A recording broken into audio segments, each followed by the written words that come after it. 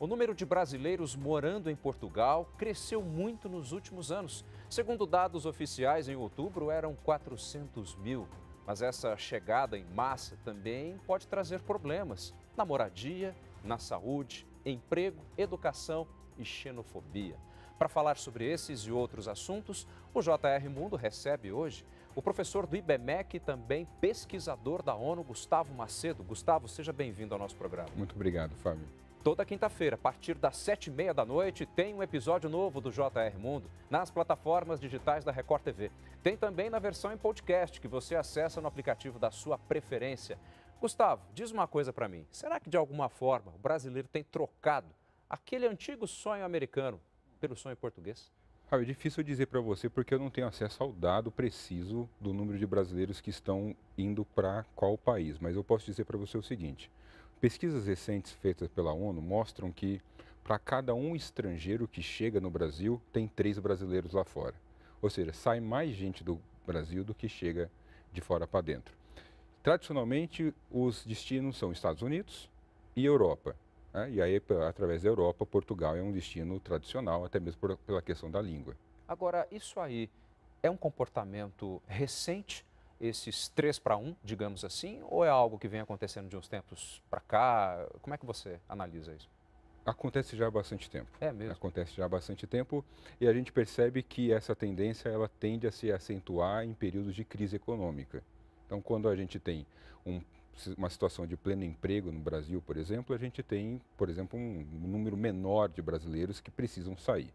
Assim como a gente também vê um número maior de estrangeiros procurando o Brasil. Geralmente, quem vem para o Brasil, a grande parte, são latino-americanos. Algumas outras pessoas de outros países com menos condições, continente africano e algumas pessoas do Oriente Médio. O que tem feito os brasileiros procurarem Portugal dessa forma? Sabe, tudo leva a crer que a língua é uma das questões que facilita a busca por Portugal. Portugal está dentro da Europa. Uma vez que você está dentro da Europa, você faz parte ali do sistema, não é, da comunidade europeia, você está inserido, você pode ganhar em euro, o que também é uma grande diferença quando você manda dinheiro para cá. Está mais ou menos uma cotação de 5 para 1 a diferença. Ou seja, mesmo que você muitas vezes se submeta a um emprego pouco remunerado, a diferença é muito significativa quando você precisa ajudar alguém aqui dentro de casa. Além do que, na Europa você tem alguma facilidade de acesso a alguns bens de consumo, você tem um pouco mais de segurança. Então tem uma questão um pouco do sonho das pessoas que buscam países como Portugal. E Portugal acaba sendo para muitas dessas pessoas uma porta de entrada. Chega em Portugal e depois de Portugal busca outros países no continente europeu. Há alguns anos, e você vai se lembrar disso, nós tivemos um movimento migratório dos dentistas, que aqui no Brasil tem uma formação muito sólida, extremamente respeitada, e acabaram indo trabalhar em Portugal. Agora, existe uma diferença? São profissionais também qualificados ou, digamos que, são pessoas que estão aí querendo algum tipo de emprego melhor do que eventualmente ele teria aqui? Fábio, tem 2 grandes tendências que a gente precisa observar quando o assunto é migração. A primeira é a migração de pessoas que a gente vai chamar ali com uma formação, com uma qualificação profissional, que é o que a gente chama de fuga de cérebros. Pessoas que geralmente estudaram, tiveram acesso a um ensino superior no Brasil, às vezes um ensino superior de muita qualidade, mas que não encontram um mercado aquecido para poder absorver essa mão de obra qualificada ou então que seja devidamente remunerado. Então a fuga de cérebro é quando as pessoas se formam no Brasil e buscam oportunidade de trabalho no exterior. Muitas vezes essas pessoas encontram uma situação muito favorável, um ambiente aquecido, uma capacitação para poder absorvê-las e elas costumam construir vidas lá fora. Uma outra tendência são as pessoas que não tiveram acesso à educação de qualidade e acabam buscando como uma forma de sobrevivência. E elas buscam se inserir muitas vezes numa situação de subemprego, sem proteção social nenhuma e, infelizmente, entram na ilegalidade. Porque a pessoa que vai numa situação mais favorecida, ela consegue o visto de trabalho. A pessoa que vai numa situação precária, geralmente ela utiliza do visto de turista, que tem uma duração aí de quase 90 dias, e aí acaba entrando na ilegalidade, o que gera uma situação, uma cascata de situações para complicar a situação dela juridicamente no país. Como é que tem sido a questão burocrática para se tentar a vida em Portugal? Ela está um pouco mais fácil do que anos anteriores ou não? Não diria que está mais fácil, Fábio. Eu acho que Portugal já tenha recebido muitos brasileiros nos últimos anos. Mais uma vez, a gente está falando dessa diferença, né, de pessoas que estão com mais ou menos qualificação profissional. Claro. Mas Portugal tem absorvido um número limitado de brasileiros. As pessoas elas chegam com um pedido de visto. E as pessoas também têm que entender que não é tão fácil assim você simplesmente chegar e pedir visto de trabalho.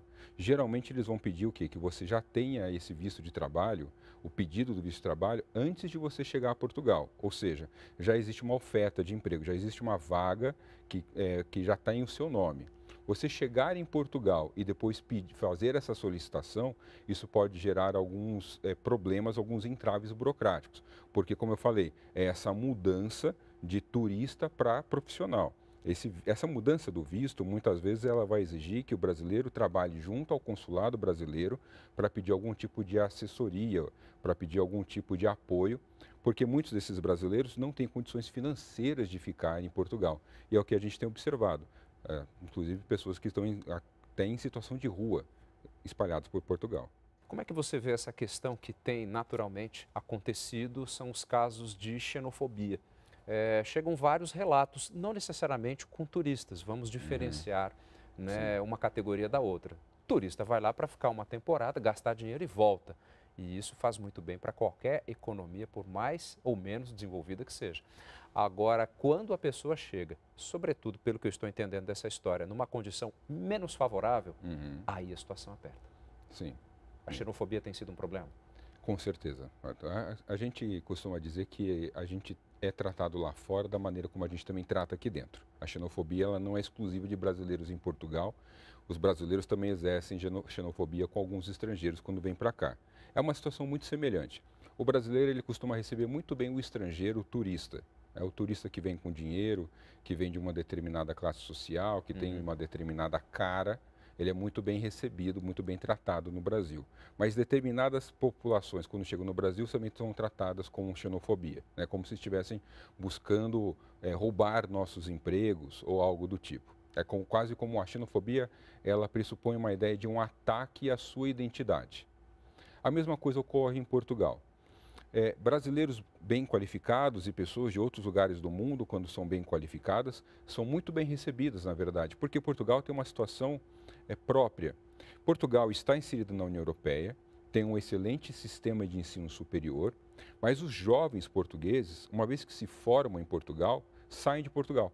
Eles vão trabalhar na Alemanha, eles vão tentar trabalhar na Espanha, na França, que são economias mais fortes, que têm melhor capacidade de absorver e de pagar e de remunerar esse jovem português. Correto. Então ocorre que o profissional brasileiro ele acaba encontrando um espaço de inserção, porque o próprio português muitas vezes não preenche essas vagas. Então o profissional brasileiro consegue preencher. Agora, Portugal também não é um país tão rico. Dos países da União Europeia, está entre os mais pobres. Ou seja, a população portuguesa também tem várias pessoas em uma situação complicada. Quando o brasileiro chega e ele chega para ocupar alguns desses postos de trabalho, aí ele é visto com xenofobia, ele não é bem recebido. Como é que você vê esse vídeo que acabou viralizando daquele problema que teve lá em Portugal, de uma senhora portuguesa trocando ofensas ásperas com uma brasileira? Como é que você vê isso aí? Isso aí tem se tornado cada vez mais comum. Houve, inclusive, um pronunciamento do nosso ministro da Justiça quanto a isso. Infelizmente, com a internet fica mais comum a gente ter acesso a esse tipo de absurdo. É um absurdo, né? Você você tratar qualquer pessoa da maneira como aquela jovem foi tratada por aquela senhora portuguesa. Eu não conheço o contexto da situação como um todo, porque a gente tem acesso a uma parte do vídeo, né? O vídeo ele começa, já está numa situação absolutamente complicada, mas nada justifica o tratamento de um outro ser humano daquela maneira. O ministro Flávio Dino veio a público por meio de rede social, inclusive voltando lá no período da história colonial, colocando que os portugueses chegaram aqui primeiro, levaram toneladas e toneladas de ouro, enfim, a história explica muito bem isso. Como é que você vê essa postura dele? Olha, eu não concordo com essa postura, seja do ministro, seja de qualquer brasileiro, porque eu vou repetir o que eu falei agora há pouco, né? A gente minha mãe me ensinou muito isso, né? Trate os outros como você quer ser tratado. Né? Os portugueses, de fato, vieram colonizar o Brasil, tem um sistema de colonização extremamente violento, radical, exploratório, né? exploratório, né? Com base na escravidão. Exato. O brasileiro, ele também fez isso com outras populações locais, como as populações indígenas, as comunidades que já estavam aqui. Então, eu acho assim, se a gente for parar para fazer essa recuperação histórica, é muita gente que está devendo nessa conta. Então, fazer esse tipo de acusação com relação aos portugueses é uma forma de você tentar recuperar aí uma dívida histórica que dificilmente vai servir para alguma coisa. A postura de um ministro de Estado, ainda mais posição em que o ministro Flávio Dino está, no meu entendimento, Claro. é uma postura reconciliatória. Ele é buscar, ele fala em nome do Estado, ele está sempre falando em nome do Estado, então, de repente, deveria fazer um pronunciamento do tipo, olha, estamos conversando com as autoridades portuguesas para poder investigar, porque afinal ele é ministro da Justiça, para poder investigar este caso, para tentar implementar novas políticas de combate à xenofobia, de conscientização. Nós, do lado do Brasil, falando com os brasileiros, naquilo que nos cabe, e os portugueses falando com os portugueses, naquilo que lhes cabe. Agora, de novo, né, no mundo das redes sociais, muitas vezes os nossos mandatários eles são levados a fazerem pronunciamentos para suas próprias bolhas. E aí eu acho que isso explica bastante coisa. Agora, nós temos, em função desse movimento migratório, seja ele permanente, pendular, temporário, algo assim, nós temos uma possibilidade imensa de intercâmbio cultural. O seu exemplo acaba sendo uma história assim. Você morou em Lisboa, né, professor? Sim. Ou seja, é possível termos esse traquejo, né, com o mundo inteiro. Com certeza. E, Fábio, o brasileiro ele tem uma vantagem em relação a alguns povos, porque o brasileiro ele de fato parece ser muito criativo, ele é muito bem recebido ao redor do mundo, ele é visto como um trabalhador disciplinado, ético.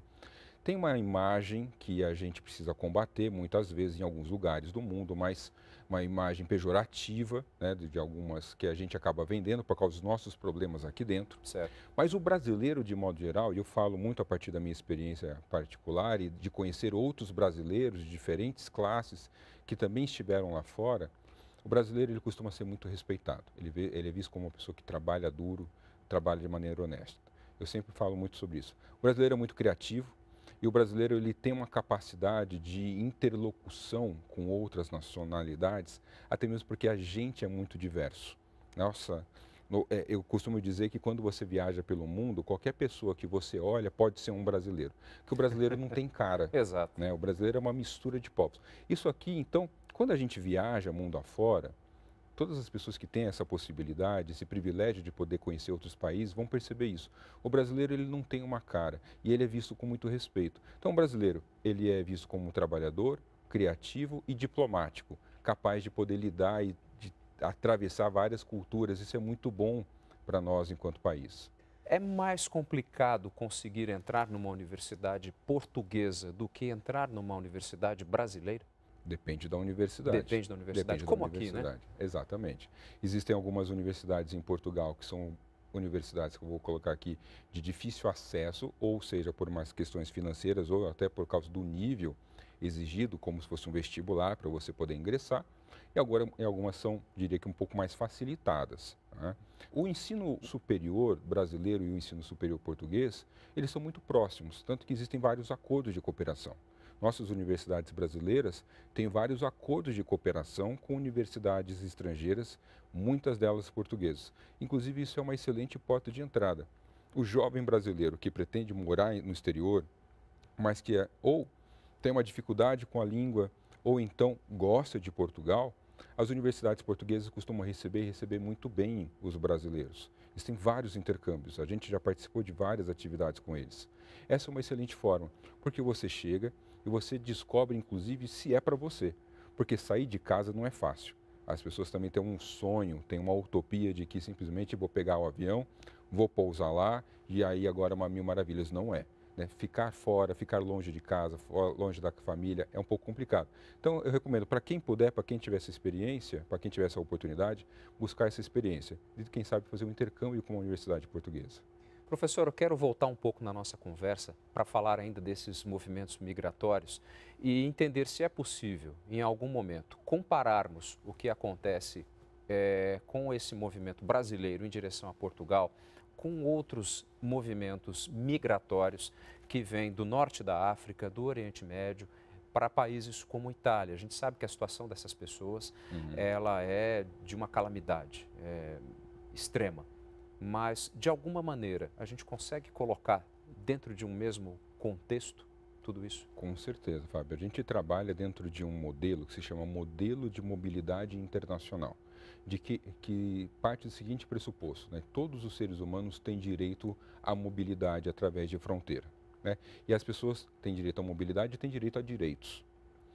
O direito internacional que rege as leis de imigração e refúgio, por exemplo, ele é extremamente antiquado, ele é de 1950. Muitas dessas discussões que surgem depois, nos últimos 70 anos, não foram incorporadas pelo direito de visto, direito de asilo, direito de refúgio. Essa situação que a gente, infelizmente, está presenciando neste momento, de seres humanos que precisam fugir de suas casas, né, de seus lares, em direção ao país desconhecido, infelizmente, vários relatórios apontam que está apenas no começo. A situação tende a piorar nas próximas décadas. O que a gente está vendo agora, por exemplo, a situação calamitosa na faixa de Gaza. Sim. Então a gente está vendo aí 2 milhões de palestinos tentando fugir em direção ao Egito. O Egito vai ter uma dificuldade muito grande de absorver essas pessoas. Essas pessoas vão ser empurradas ou vão empurrar outras pessoas em direção à Argélia, em direção à Líbia, em direção ao Marrocos. Então, é um efeito dominó que leva anos. Essa situação, por exemplo, que está acontecendo em Gaza agora, é uma situação que talvez vai ser sentida em termos de refugiados daqui 2, 3 anos no sul da Europa. Por isso que a gente trabalha com essa perspectiva de que, em primeiro lugar, a imensa maioria das pessoas não quer sair de casa. Não, quando a gente olha para um país, a imensa maioria da população do país não quer sair daquele país. Claro. Porque a gente tem amor ao nosso lar, a gente tem um apego, a gente tem uma memória afetiva, a gente tem família, a gente tem laços, a gente tem trabalho, aquilo tem significado. Então a maioria das pessoas não quer sair. E algumas que saem, uma boa parte dessas, saem porque não tem escolha. Então, perceber que esses seres humanos têm necessidades e têm direitos deveria ser uma forma universal de tratar todo mundo. Professor, dentro dessa sua ótica em que essa situação deve piorar nos próximos anos, nesses modelos, vocês incluem também as migrações estimuladas pelas mudanças climáticas? As migrações, os chamados refugiados climáticos, que também é uma categoria difícil de você conseguir enquadrar dessa maneira, os chamados refugiados climáticos tendem a aumentar de fato. Existem países, por exemplo, na Oceania, que estão sumindo. Exato. E essas pessoas estão migrando, por exemplo, em direção à Austrália. São refugiados climáticos, de uma certa maneira. O refugiado climático também é aquela pessoa que já não consegue mais cultivar a terra, ou então por causa da seca, ou então por causa das inundações. O refugiado climático é a pessoa que já não consegue mais viver como vivia 10, 20 anos atrás. Isso certamente vai aumentar ao redor do mundo inteiro. E mais um motivo para a gente rever as leis de imigração e refúgio no Brasil e fora. Por falar no Brasil, professor, tem sido comum nos últimos anos, a gente testemunhar no país inteiro, em particular em alguns estados, no Sudeste é muito comum, venezuelanos, haitianos e africanos pelo país inteiro. Eu estive ano passado em Roraima e testemunhei ali na capital a entrada dos venezuelanos fugindo da ditadura de Nicolás Maduro. E cada um tem uma história mais dramática para relatar. Só que lá na capital a situação era muito difícil. Óbvio que uma cidade daquele tamanho não tem como absorver a quantidade de pessoas que chega. Essa postura do Brasil no que diz respeito a esses movimentos migratórios como nação amiga, como nação receptiva, como é que o senhor vê dentro desse contexto, a começar pelo contexto latino-americano? Tem uma questão muito importante, Fábio, daquilo que você acabou de falar, por exemplo, na região de Pacaraima, onde muitos desses venezuelanos estão chegando. Sim. Nós estamos falando de múltiplas camadas de governança, porque quando a gente fala de Brasil, a gente geralmente pensa em governo federal, Sim. lá em Brasília. Mas quem mais sofre, por assim dizer, a estrutura que mais se esgota é a estrutura municipal. Então, são os postos são os hospitais, são as escolas, são os empregos de um pequeno município que não tem estrutura, muitas vezes não tem nem capacidade energética. Eles têm queda de energia por causa da imensa quantidade de pessoas que precisam, não tem água, não tem saneamento básico. Então, a gente está falando de uma múltipla camada que envolve municípios, estados e, obviamente, Brasília através do governo federal. O Brasil, ele tem uma excelente lei de imigração, que foi aprovada agora, recentemente, em 2017. Uma legislação relativamente nova e ela é referência ao redor do mundo inteiro. Mas, assim como tantas leis no Brasil, ela é linda no papel, mas ela ainda não encontra a aplicação correta, às vezes por falta de estrutura, de aparelho estatal, de pessoas capazes de poder acolher adequadamente essas pessoas. Então, o que a gente precisa no Brasil, Fábio, é de uma reconfiguração do pacto de governança para esse tipo de assunto. Não é colocar tudo na mão do governo federal, mas é o governo estadual também participar e os municípios, os prefeitos que muitas vezes não estão preparados, Sim. não têm capacidade, não têm treinamento em termos estruturais para poder acolher essas pessoas. Então, o que a gente precisa no Brasil talvez seja repensar um modelo, tirar um pouco, talvez, na minha opinião, Claro, descentralizar um pouco e dar um pouco mais de poder para aquelas pessoas que de fato recebem e que sofrem mais com a necessidade de acolher essas pessoas. Professor, vamos fazer uma ponte aérea aqui, direto então lá para Portugal, novamente, para tentar entender um pouco até a mentalidade desse cidadão português que se depara com essa leva de brasileiros chegando e, na verdade, como você mesmo explicou, ele acaba tendo um sentimento de negação que essas pessoas estão indo lá e é até um choque de identidade. E interessante que quando muitos brasileiros saem do Brasil para ir para lá, sobretudo Portugal, se apegam ao fato da nossa proximidade, pelo menos histórica, linguística e coisas assim. Na verdade, esse cidadão português, ele está com medo de perder o espaço dele? Tem uma questão, Fábio, que envolve também a ideia da xenofobia, quando chega alguém de fora, que é um ataque à nossa identidade. Acho que a minha experiência também de ter morado em Portugal, eu presenciei um pouco isso. O português médio, ele sente um ataque à sua identidade enquanto português.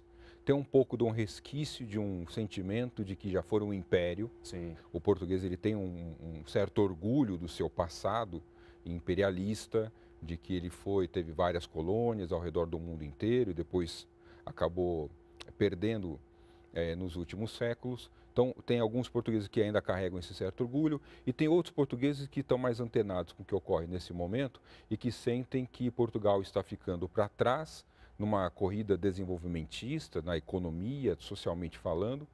E, ao mesmo tempo, o português ele tem um orgulho muito grande da língua. Então, o português de Portugal, né, a gente fala português no Brasil, mas a língua, ela cumpre uma função social extremamente importante. E aí o português, o que ele está percebendo? Até mesmo por causa da internet, a televisão já fazia isso. Sim. Ele sente um ataque à língua dele. Por quê? Porque você vê até os jovens portugueses incorporando gírias de influenciadores digitais brasileiros, que tem muito mais, milhares, milhões de seguidores. Então, a chegada de novelas brasileiras, chegada de filme, a chegada de música, a chegada das redes sociais, dos influenciadores, faz com que a pronúncia, a gíria, a língua portuguesa esteja se transformando em Portugal.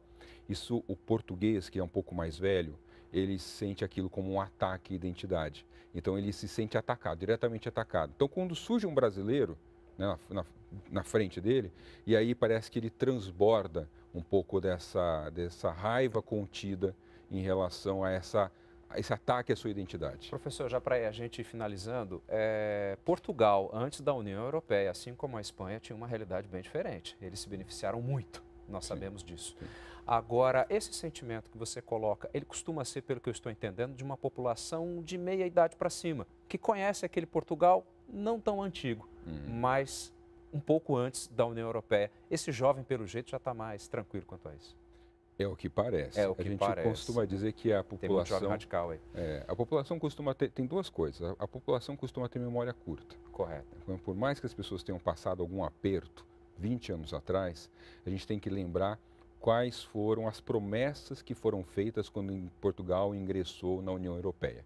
E foram muitas as promessas, né, para que Portugal pudesse ingressar. O movimento anti-União Europeia ainda é forte dentro de Portugal ainda hoje, justamente porque existem algumas pessoas, por uma questão de politização, que acreditam que Portugal poderia estar melhor se não estivesse dentro da União Europeia. Obviamente que sem muitas evidências. São dilemas. Uma outra questão são os jovens.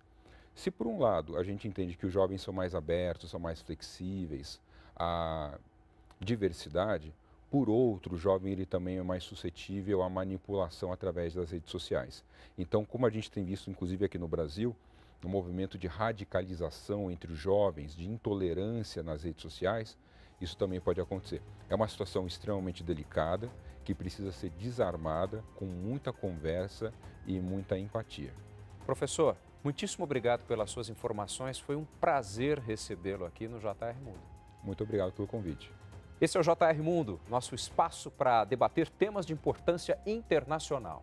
Toda quinta-feira, a partir das 7h30 da noite, tem um episódio novo do programa nas plataformas digitais da Record. Tem também a versão em podcast, que você acessa no aplicativo da sua preferência. Muitíssimo obrigado pela sua atenção e até o próximo programa.